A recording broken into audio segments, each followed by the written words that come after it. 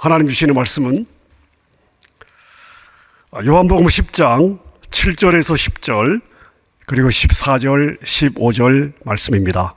우리 말씀 찾으셔서 한 절씩 교독하도록 하겠습니다.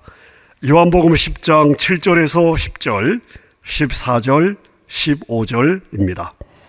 7절 말씀 제가 먼저 읽겠습니다. 그러므로 예수께서 다시 이르시되 내가 진실로 진실로 말하노니 나는 양의 문이라. 8절 나보다 먼저 온 자는 다 절도요 강도니 양들이 듣지 아니하였느니라.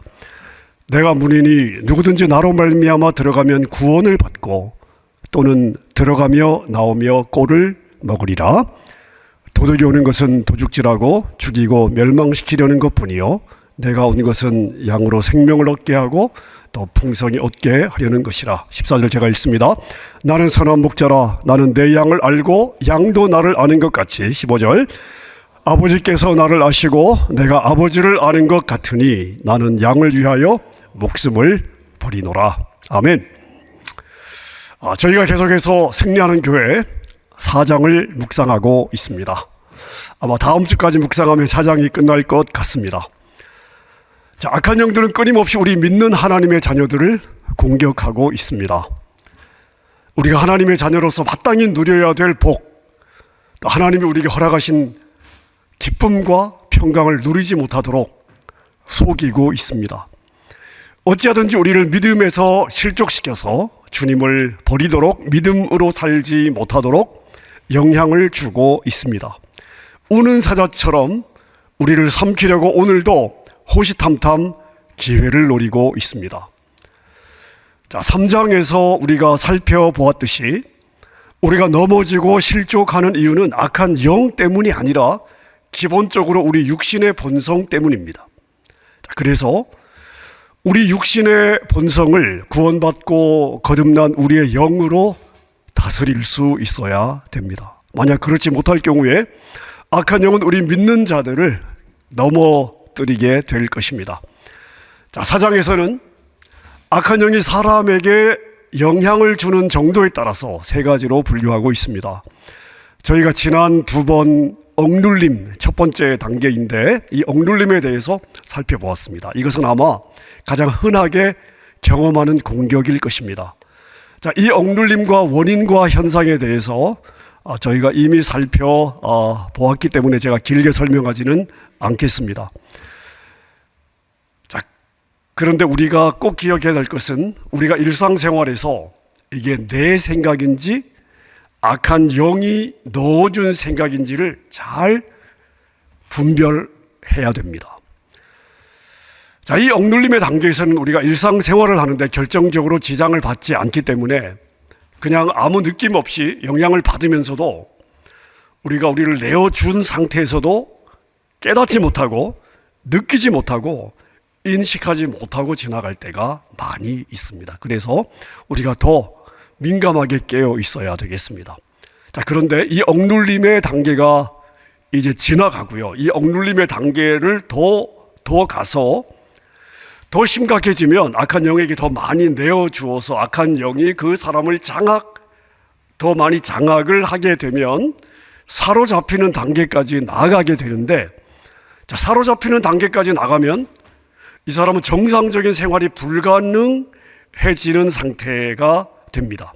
주변에서 볼 때는 정신 이상자, 정신병원에 들어가야 되는 정신 이상자, 이제 이렇게 보이게 되는 것이죠. 자, 해김 목사님은 사로잡힌 단계가 어떤 모습인지를 설명하기 위해서 자신이 경험한 한 가지 사건을 적고 있습니다. 그 경험은 뭔가 하면 성령 충만을 경험한 한 여자 목회자가 근심과 두려움에 사로잡혀서 자신의 생각을 악한 영에게 사로잡히게 내어준 케이스입니다. 그래서 완전히 정신 이상이 된 케이스를 다루고 있습니다. 자, 이 부분에 대해서 제가 책에 나온 내용, 이분의 케이스를 제가 한번 설명해 보도록 하겠습니다. 자, 이 여자 목회자, 사로잡히는 단계까지 간 이 여자 목회자가 자, 어떻게 그 단계까지 가게 되었느냐, 시작은 뭐냐면요, 갱년기를 지나면서 근심으로 마음의 억눌림을 받기 시작하였습니다. 목회자였음에도 불구하고 근심과 걱정이 들어왔을 때에 말씀을 의지하지 않았습니다. 자, 그러면서 그 근심, 걱정 때문에 그녀는 우울해졌고 감정적으로 불안해지기 시작했으며 의식적으로, 무의식적으로 생각과 감정을 악한 영에게 내어주기 시작했습니다. 자, 그러니까 걱정과 근심으로 마음이 우울해지고 불안해진 마음들이 악한 영에게 자기를 내어주는 출발점이 된 것입니다. 자, 이것이 심해져서 악한 영들이 이 목사님의 마음을 완전히 장악하면서 완전히 정신을 잃어버리게 되었습니다. 생각이 그 악한 영에게 완전히 붙잡히면서 계속해서 자살을 시도하였고 다른 사람도 죽이려고 하는 그런 행동들이 나타나기 시작했습니다. 그러니까 자기의 생각이 완전히 사로잡히게 된 것입니다. 자기의 어떤 생각, 의식, 자기 자신을 스스로 자신이 전혀 통제할 수 없는 그러한 상태가 된 것입니다. 자, 그러다가 결국 정신병원에 가게 되었는데 상당히 폭력적이었습니다. 자기의 머리를 벽에 박으면서 자살을 시도하였습니다. 그리고 포크와 칼로 자기를 해하려고 하였습니다. 이런 것들 때문에 음식도 손으로만 먹도록 허용이 되어서 음식을 먹을 때 짐승같이 먹어야 되는 그런 상태가 되었습니다. 자, 복음을 전하던 목회자가 어떻게 해서 악한 영에게 이렇게 문을 열게 되었는가? 어떻게 마음 깊숙한 곳까지 악한 영이 들어와서 정신을 완전히 빼앗길 정도까지 되었는가? 자, 처음에는 근심과 두려움으로 시작을 했습니다마는 근심과 두려움이 마음에 찾아왔을 때 하나님의 말씀을 의지하지 않았습니다.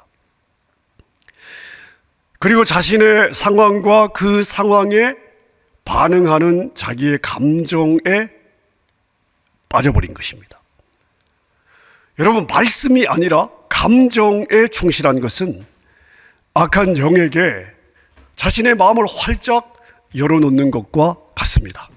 그냥 와서 나를 잡수시오 하는 것과 똑같은 것입니다. 아주 위험한 일입니다. 그래서 제가 이 시리즈의 말씀을 나누면서 계속해서 강조하는 것은 뭐냐면요, 우리가 말씀을 따라가야지 내 감정에 충실한 것은 그건 정직한 게 아닙니다. 그게 충실한 게 아닙니다. 말씀을 따라가는 게 충실한 것입니다. 아주 위험한 것입니다.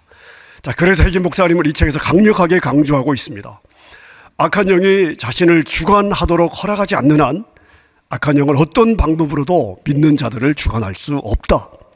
예수님을 믿는 하나님의 자녀들은 마귀에게 당해야 될 이유가 전혀 없다. 우리에게는 예수 이름으로 마귀를 이길 모든 권세가 다 있다. 이걸 강조하고 있습니다. 여러분, 아멘입니까? 자, 따라서 이 목회자도 자신 안에 있었던 걱정과 염려에 대해서 말씀으로 자신의 마음을 새롭게 하였더라면, 하나님의 말씀으로 굳건하게 서서 대적했더라면, 사단의 억압을 꾸짖고 대적하였더라면 사단은 이 목회자로부터 도망갈 수밖에 없었을 것입니다. 왜냐하면 하나님께서 그러한 권세를 믿는 우리에게 주셨기 때문입니다. 자, 다시 제가 이 케이스를 계속해서 설명해 보겠습니다. 정신 이상자가 된 이 목회자의 여동생이 해김 목사님에게 정신이 나간 자기 언니에 대해서 기도 부탁을 했습니다. 자, 그래서 해김 목사님은 자기 교회의 중보팀에게 이 기도 제목을 드리고 기도를 같이 해 주도록 부탁을 드렸습니다. 당시 해김 목사님 교회의 중보 기도팀은 해김 목사님의 표현에 의하면 하늘 보좌를 흔들 정도의 강력한 중보팀이었습니다.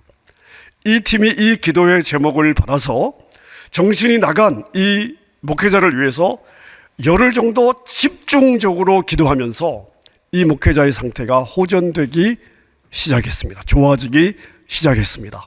그리고 이 중보기도팀이 계속 기도를 함에 따라 1년 정도 정신병원에 들어가 있었는데 상태가 조금 좋아져서 정신병원에서 나오게 되었습니다. 자, 그리고 이분이 정신병원에서 나온 그 주 첫 번째 토요일 날 이 목회자 여동생이 자기 언니를 데리고, 그러니까 정신이 나간 그 목회자죠, 자기 언니를 데리고 해김 목사님을 찾아왔습니다. 자, 이날 핵임 목사님은 이 방문을 미리 전혀 알지 못했습니다. 그러니까 갑작스럽게 찾아온 것이죠.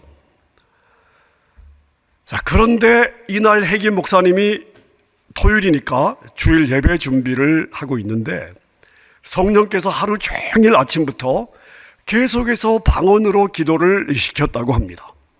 그래서 이 목사님은 계속해서 방언으로 기도를 했습니다. 그러나 성령께서 왜 계속해서 방언으로 기도를 시키는지에 대해서는 전혀 알지 못했습니다. 그냥 다음날 주일 예배를 위해서 기도를 시키시나 보다, 그냥 이 정도로만 생각을 했고 방언으로 기도를 시키시니까 그냥 그렇게 순종을 했습니다. 그런데 그날 오후 2시에 여동생이 이 정신 이상이 된 자기 언니를 데리고 갑작스럽게 핵임 목사님을 방문했습니다. 자, 핵임 목사님이 이분을 보니까 이분은 행동이 꼭 로봇 같았습니다. 로봇같이. 다른 세상에 있는 사람처럼 똑바로 앞만 보고 있었습니다. 그리고 이분 그녀의 의지와 상관없이 쉬지 않고, 무슨 말인지는 잘 모르겠지만 쉬지 않고 입이 움직이면서 무슨 말인가를 계속해서 내뱉고 있었습니다. 자, 이 여동생이 언니 목사에게, 정신 나가신 분이죠, 핵임 목사님을 소개하자마자 갑자기 정신 나간 이분의 입에서 성경 구절이 줄줄이 나오기 시작했습니다. 하나님의 말씀이 마치 수도 꼭지에서 나오듯이 그분의 입에서 나온 것입니다. 그때 이분의 눈은 이 성경 말씀을 줄줄이 이야기하는 동안에 그 눈에서 불이 나는 것 같았다고 핵임 목사님께서 증언하고 있습니다. 자, 이 부분에 대해서 이 목사님은 이렇게 해석하고 있습니다. 말씀이 이 여자의 머리에서 나온 것이 아니다. 왜냐하면 현재 이 여자의 정신은 제 기능을 발휘할 수 없는 상태였기 때문이다. 이 성경 구절은 어디에서 나왔는가 하면 이 여자의 재창조된 거듭난 영에게서 나온 것이다. 왜냐하면 이 악한 영이 영까지 장악한 것은 아니기 때문에, 이제 이렇게 이 상황을 해석하고 있습니다. 자, 그런데 핵임 목사님은요, 한 번도 이런 경우를 다룬 경험이 없었다고 합니다. 그때까지. 그래서 이분을 어떻게 핸들해야 할지 감이 전혀 잡히지를 않았습니다. 이게 순수하게 어떤 정신의 문제인지 아니면 악한 영 때문에 정신 이상자가 된 것인지 그 당시 핵임 목사님이 정확하게 분별할 수 없었다고 합니다. 만약 정신 이상의 원인이 악한 영 때문이라면 반드시 성령의 능력과 인도하심을 따라 다루어야 됩니다.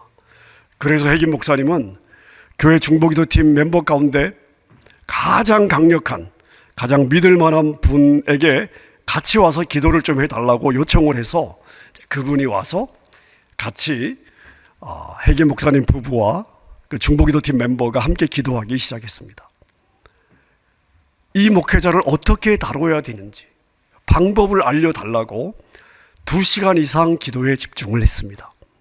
자, 이때의 기도는 마귀에게 소리를 지른 것이 아니고 귀신을 내쫓으려고 한 것도 아니고 악한 영을 대적해서 싸운 것도 아닙니다. 성령님의 인도하심을 구하며 집중적으로 구하면서 이분을 어떻게 다루어야 되는지 하나님께 방향을 달라고 구한 것입니다. 자, 그런 기도에 집중을 했습니다. 자, 이 부분에서 핵임 목사님의 코멘트를 제가 한번 그대로 읽어보겠습니다. 우리가 자신의 능력과 실력에 의지하면 수고하고 또 수고해도 열매를 얻기 어렵다. 나의 열심과 경험에 의존하면 거의 아무 일도 성취할 수 없다. 그래서 내 안에 계신 더 크신 분으로 하여금 우리를 위해서 일하게 해야 한다. 우리는 주님이 우리의 마음을 비추시고 인도해 가시도록 전적으로 의지해야 한다. 그럼 위대한 하나님의 영이 다른 어떤 방법으로도 얻을 수 없는 방향을 주신다. 하나님의 영을 의존하여 인도하심을 구하면 그 하나님의 영께서 하나님의 말씀과 일치하게 우리를 인도하신다. 해기 목사님은 이 부분을 이렇게 이야기를 하고 있습니다. 강조하고 있는 거죠. 왜냐하면 그냥 우리가 어떤 케이스든 기계적으로 다루어서는 안 되고 항상 성령님을 의존하고 의지해서 성령님의 인도하심을 따라 각 케이스를 다루어야 된다. 자, 이제 이런 부분을 강조하고 있는 것입니다. 자, 그래서 해김 목사님 부부와 그 중보기도팀 멤버가 열심히 기도를 했습니다. 하나님, 이 여자 목회자에게 어떻게 사역을 해야 되는지 알려주십시오. 보여주십시오. 말씀해 주십시오. 우리가 우리의 자의로 경험으로 다루지 않도록 성령 하나님께서 이분에게 가장 적합한 방식이 무엇인지 알려주십시오. 순종하겠습니다.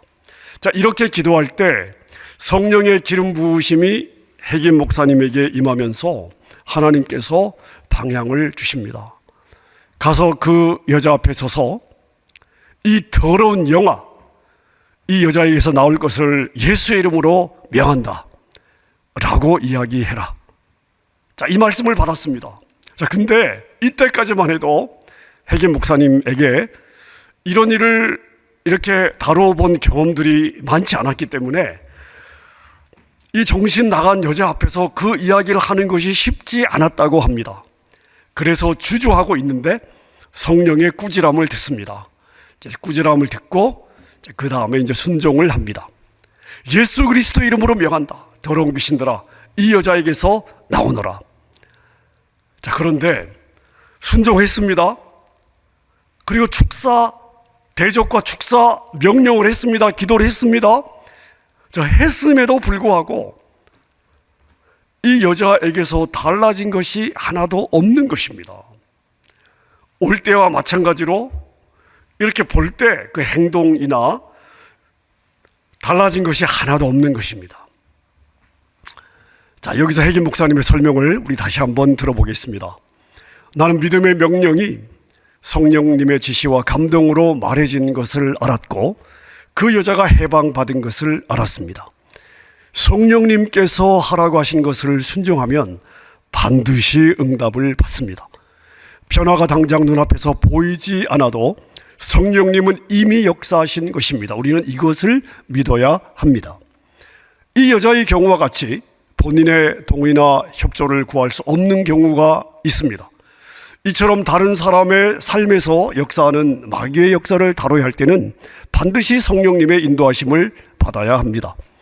만일 성령님이 당신에게 무엇을 하라고 하지 않았는데 자신의 힘으로 무엇을 한다면 큰 코 다치게 될 것입니다. 그러나 만일 사람이 당신에게 도움을 원한다면 당신은 그들의 삶에 있는 악한 영 위에 예수 그리스도의 권세를 사용하여 일할 수 있습니다. 그런 경우 악한 영에게 해방받은 후에 자신이 스스로 악한 영에게 어떻게 대적해야 되는지를 가르쳐서 해방받은 이후에 스스로 대적하도록 훈련해야 됩니다. 물론 당신 자신의 삶에서 악한 영을 다룰 때는 당신을 위해서 다른 사람이 마귀를 쫓을 필요가 없습니다. 만일 당신이 하나님께 순종한다면 당신은 마귀를 대적하여 서서 꾸짖을 권세가 있고 마귀는 도망갈 수밖에 없습니다. 자, 중요한 포인트들을 제가 스크린으로 여러분에게 보여드렸습니다. 자, 그럼 이 이후에 이 목사는 어떻게 되었는가?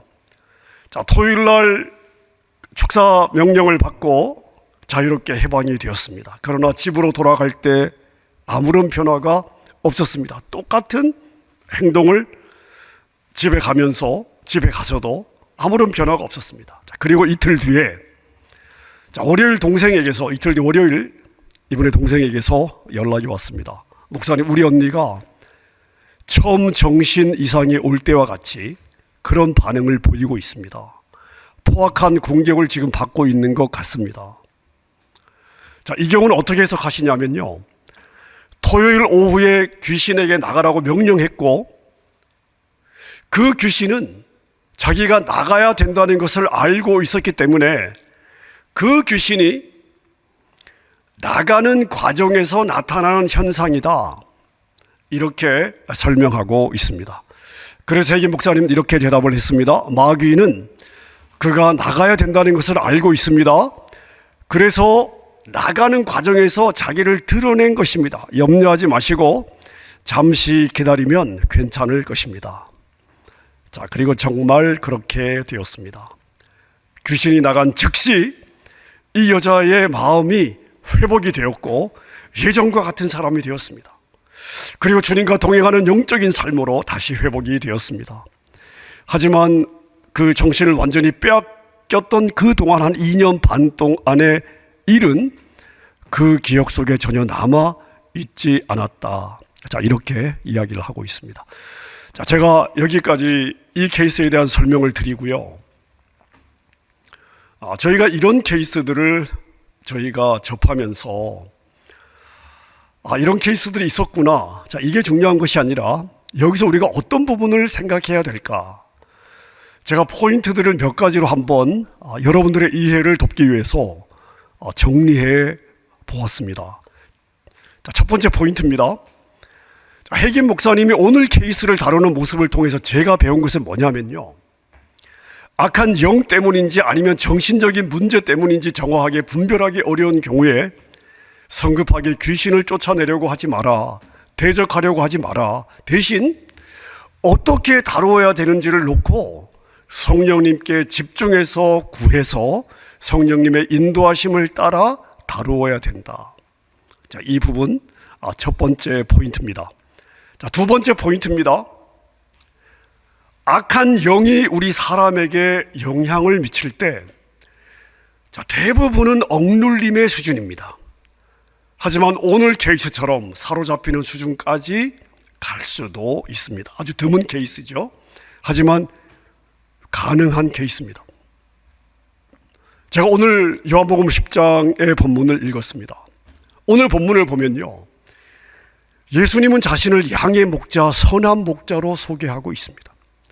선한 목자는 양들을 위해서 목숨을 내어놓는다고 말씀을 하십니다. 여러분, 예수님이 왜 이 땅에 오셨습니까? 양들로 생명을 얻고 더 풍성하게 얻게 하기 위함입니다. 자, 근데 여러분, 사탄은 그렇지가 않습니다. 예수님은 사탄을 뭐라고 이야기를 하고 있습니까?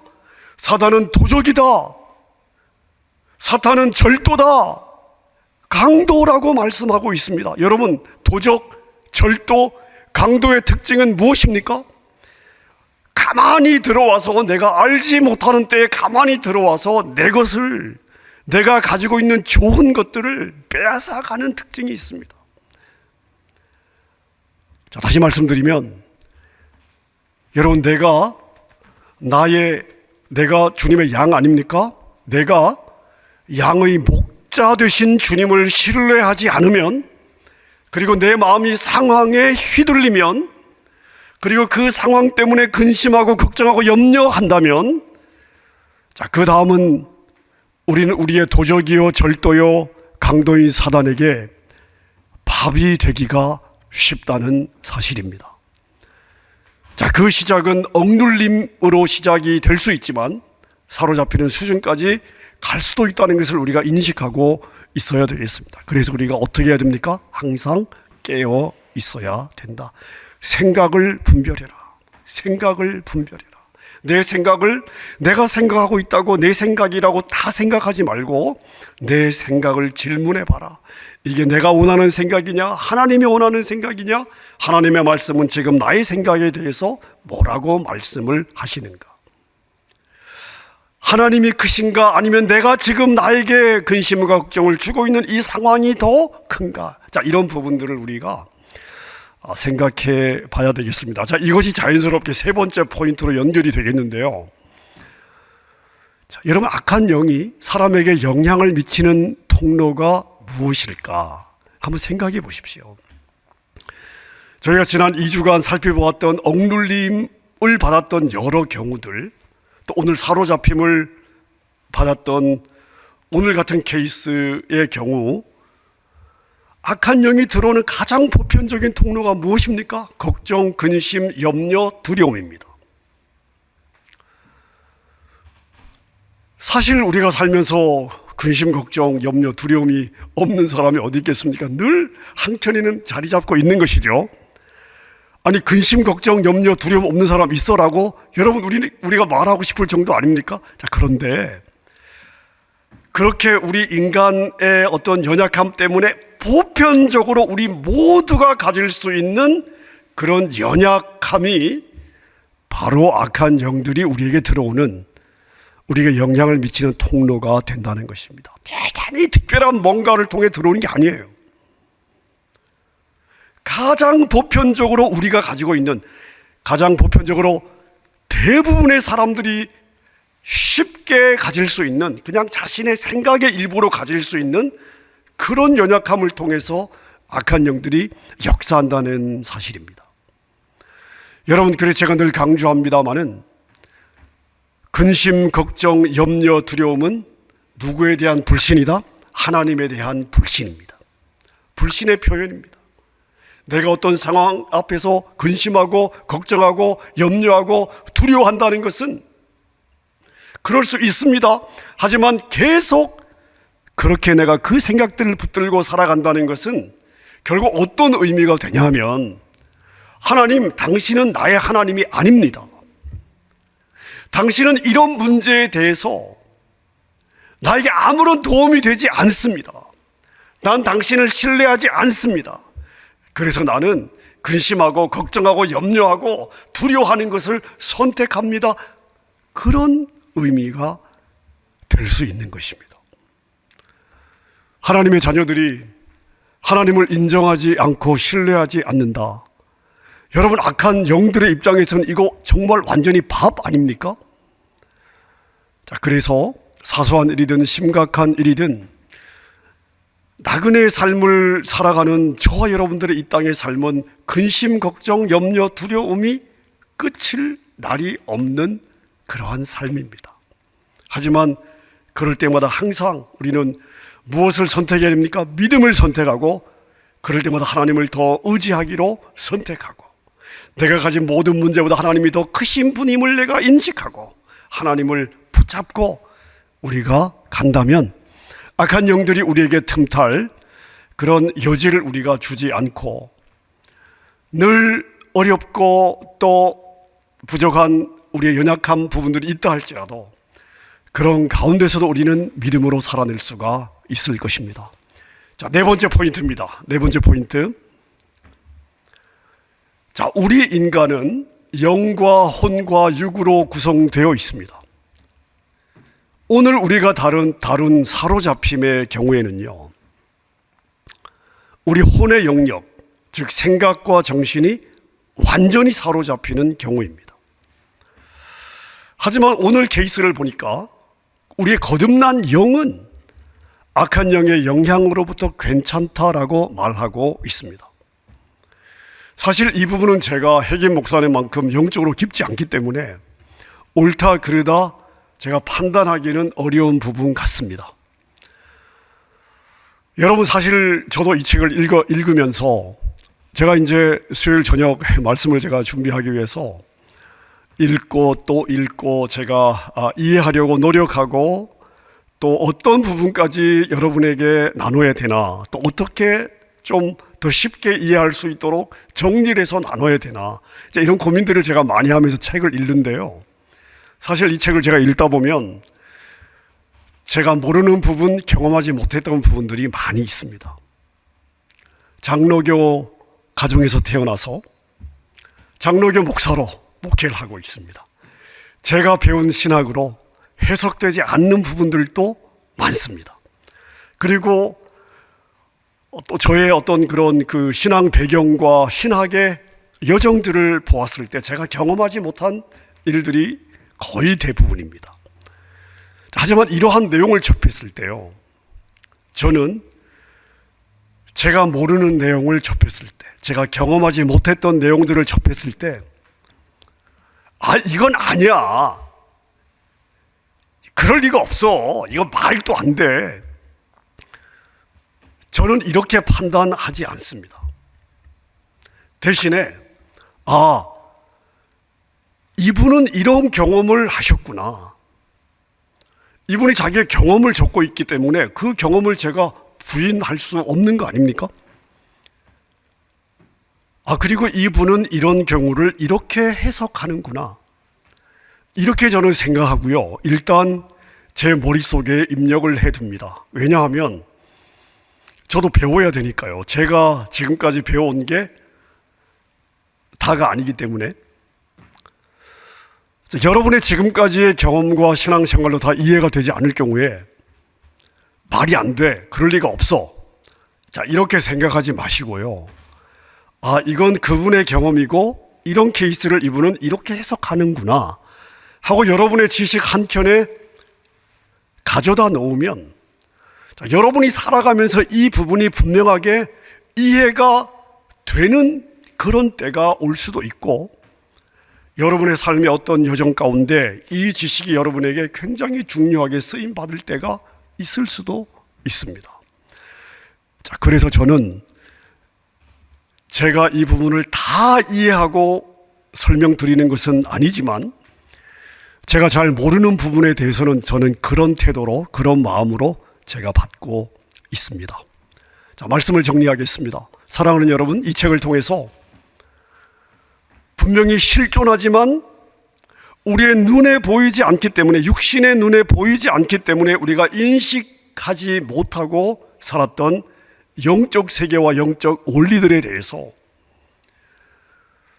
더 많이 알아가고 더 많이 배우고 더 많이 깨닫는 그런 기회가 되었으면 좋겠습니다. 왜냐하면 우리가 몰라서 속는 일들이 너무나 많기 때문입니다. 여러분, 구약의 한 선지자가 가슴을 치며 그러지 않습니까? 이 백성이 지식이 없어 망하는구나. 우리가 알지 못해서 당하는 일이 없기를 저는 너무 바랍니다. 지금까지 나의 신학이나 나의 경험으로 잘 몰랐던 부분들에 대해서 성령님이 더 바르게 깨닫도록 저도 그렇고 여러분들을 인도해 주시기를 저는 늘 사모하면서 말씀을 준비하고 있습니다. 자, 무엇보다도 제가 바라는 것은 이것입니다. 예수님은 선한 목자로 우리를 위해서 이 땅에 오셨습니다. 그리고 갈 바를 알지 못하는 양 같은 우리 연약한 우리를 위해서 자기의 목숨을 버려주셨습니다. 자, 우리 주님이 왜 그렇게 해주셨습니까? 양으로 하여금, 우리로 하여금, 저와 여러분으로 하여금 생명을 얻고 더 풍성하게 누리도록 하기 위함입니다. 여러분, 우리가 알아야 누릴 수 있습니다. 자, 그렇다면 우리는 예수 그리스도로 인해서 생명을 얻고 모든 하늘의 신령한 복들과 땅의 기름진 복들을 다 우리에게 주셨다고, 이미 주셨다고 선포하시고 약속을 주셨는데, 우리가 날마다 더 많이, 더 풍성하게 누리면서 살아야 되지 않겠습니까? 자, 우리 모두가 예수님을 목자로 받아들였으니 이제는 그분이 보내주신 성령의 충만함을 입어 더 풍성한 삶을 얻고 누리는 그런 저와 여러분 다 되시기를 우리 주님의 이름으로 축원합니다.